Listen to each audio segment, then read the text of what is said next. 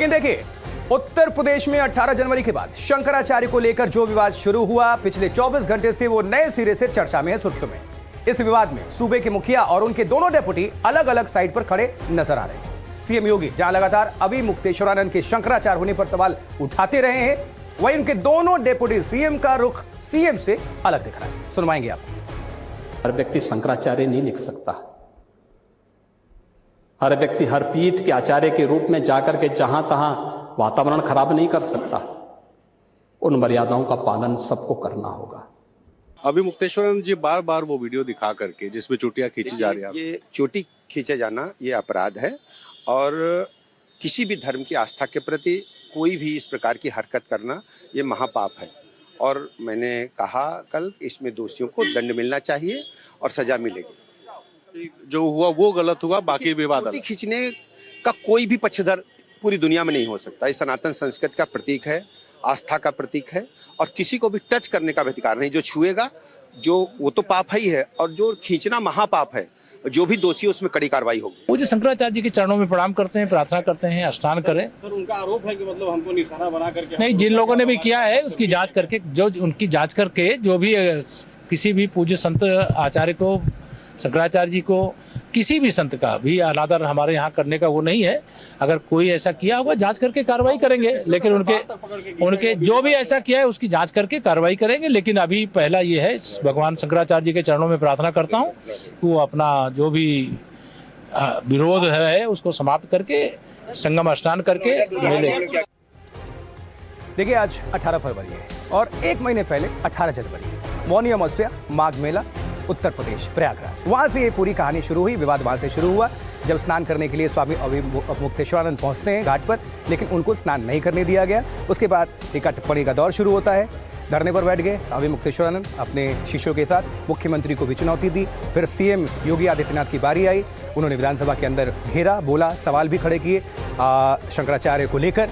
लेकिन इसके बाद से ये सिलसिला थमने के बजाय और बढ़ता ही जा रहा है। तो कौन क्या कह रहा है और इसमें नया ट्विस्ट क्या है, आइए आपको बता देते हैं और दिखा देते हैं, क्योंकि दोनों डेप्यूटी सीएम थोड़ा अलग हैं सीएम के बजाय। देखिए, इस प्रमाण की आपको जरूरत है। ये प्रशासन तय करेगा कि हम शंकराचार्य हैं कि नहीं है। उत्तर प्रदेश का मुख्यमंत्री तय करेगा। शंकराचार्य का होना या न होना कोई तय करे या न करे, इतना तो तय है कि शंकराचार्य पर शुरू हुई सियासत बहुत आगे बढ़ गई है।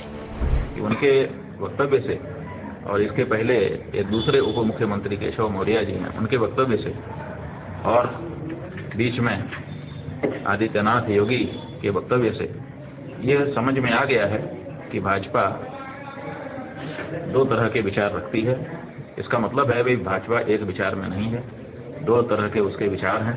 कौन सा विचार सनातन धर्मियों के नजदीक है और कौन सा सनातन, ये जनता जान ले। इधर योगी के डिप्टी ने शंकराचार्य के मुद्दे पर कहा कि महापाप हुआ।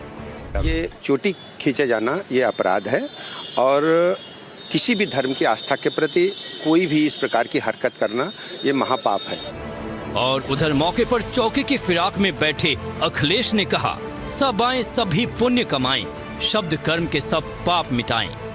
तो सवाल उठता है कि यूपी में पाप का भागी कौन बन रहा है। देखिए, वो उसी पार्टी के हिस्सा हैं और मंत्रिमंडल में भी हैं। तो अगर उनको इतना ही बुरा लगा है तो उनको इस्तीफा दे देना चाहिए। पाप तो उनको भी लगेगा। पाप उनको इसलिए लगेगा कि उसी मंत्रिमंडल के वो भी सदस्य हैं। अपमान तो वहीं से हुआ है, तो तुरंत उनको इस्तीफा दे देना चाहिए। शंकराचार्य के मुद्दे को केंद्र में रखकर देखा जाए तो इसके कई पहलू सामने आते हैं।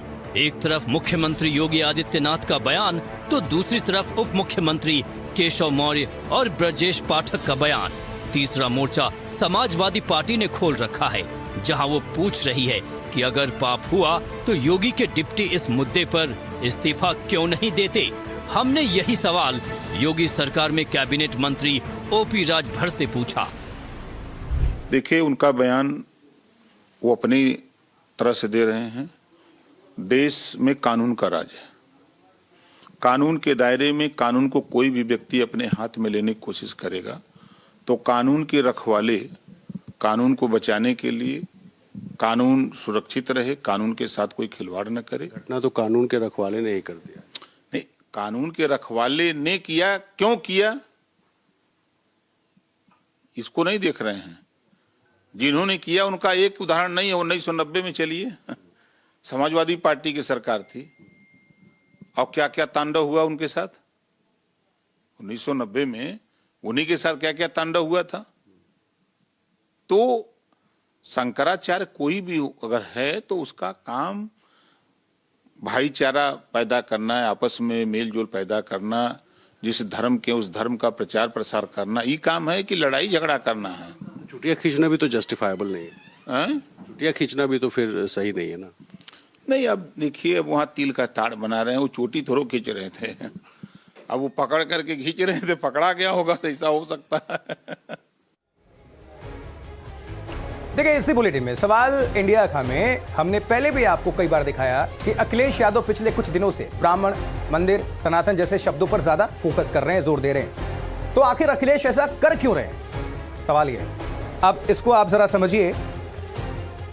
इसे 6 सवालों के जरिए आपको हम समझाते हैं आसान तरीके से। पहला यह है कि क्या अखिलेश सॉफ्ट हिंदुत्व के जरिए भारतीय जनता पार्टी की काट तलाशने में लगे हुए हैं या तलाश रहे हैं, और क्या अखिलेश पीडीए का दायरा बढ़ाकर इसे पीडीए बी यानी पिछड़ा, दलित, अल्पसंख्यक और ब्राह्मण तक ले जाने की जुगत में फिराक में? क्या अखिलेश को लगता है कि बीजेपी के ब्राह्मण विधायकों में असंतोष है और वो असंतोष को बुलाने में सफल होंगे, सवाल ये। तो क्या यह माना जाए कि अखिलेश पीडीए बी फॉर्मूले पर पहले से ही काम कर रहे हैं और इसी योजना के तहत विधानसभा में माता प्रसाद पांडे को विपक्ष का नेता बनाया और उन्हें खासी अहमियत भी दे रहे हैं? क्या अखिलेश को लगता है कि पूर्वांचल और मध्य यूपी के 100 से अधिक ऐसी सीटों में वो सेंध लगा पाएंगे जहां ब्राह्मण वोटर्स निर्णायक स्थिति में हैं? क्या अखिलेश यादव ऐसा करके उस ध्रुवीकरण को रोकना चाहते हैं जिसमें धर्म के नाम पर बीजेपी को फायदा हो सकता है या होता है? ये तमाम सवाल आते हैं। अब जो भी हो, कम से कम शंकराचार्य के मुद्दे पर एक और बात आपको बता देते हैं। मुख्यमंत्री योगी आदित्यनाथ ने विधानसभा में कहा कि जब सवाल कानून व्यवस्था यानी लॉ एंड ऑर्डर और श्रद्धालुओं का हो तो उससे समझौता नहीं किया जा सकता। उन्होंने साफ कहा, योगी आदित्यनाथ ने साफ कहा कि समाजवादी पार्टी जो चाहे करे, सरकार वही करेगी जो जनता के हित में होगा। वहां पर जो एग्जिट गेट है, जहां से श्रद्धालु बाहर निकल रहा है स्नान करके, उस द्वार, उस पेंटून से, उस मार्ग से किसी को बाहर निकलने का कोई वो नहीं, क्योंकि उससे अंदर जाने का कोई प्रयास करता है तो एक नए स्टैम्पेड को जन्म देता है, वहां पे नए भगदड़ को जन्म देता है, श्रद्धालुओं के जीवन के साथ खिलवाड़ करता है। एक जिम्मेदार और मर्यादित व्यक्ति कभी इस प्रकार का आचरण नहीं कर सकता, कभी नहीं कर सकता। आपको पूछना है, सपा के लोग पूछे, लेकिन हम लोग मर्यादित लोग हैं, कानून का शासन पर विश्वास करते हैं, कानून का शासन पालन करना भी जानते हैं, पालन करवाना भी जानते हैं, दोनों चीजों को एक साथ लागू करवाना जानते हैं।